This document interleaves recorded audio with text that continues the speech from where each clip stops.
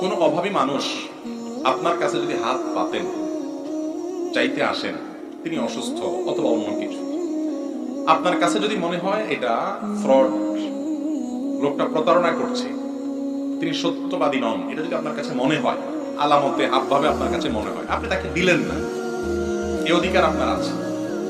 এবং যদি আপনার কাছে স্পষ্ট হয় যে লোকটা এই ধরনের কাজ করে বেড়ায় সারাদিন, এটা তার পেশা, মিথ্যা কথা বলছে, তাকে আমি দিলে বরং সে এই অপকর্মটা আরো বেশি করে করবে, সেজন্য আপনি তাকে না দেওয়ার অধিকার আছে। কিন্তু কোন মানুষ আপনার কাছে হাত পাতলে বা চাইলে আপনি তাকে ধমক দিতে পারবেন, আপনি তাকে শাসাইতে পারবেন না।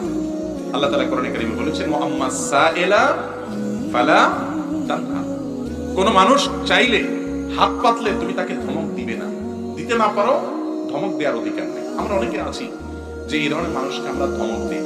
এটা ঠিক যে অনেকে পেশাগত কারণে ভিক্ষা করে,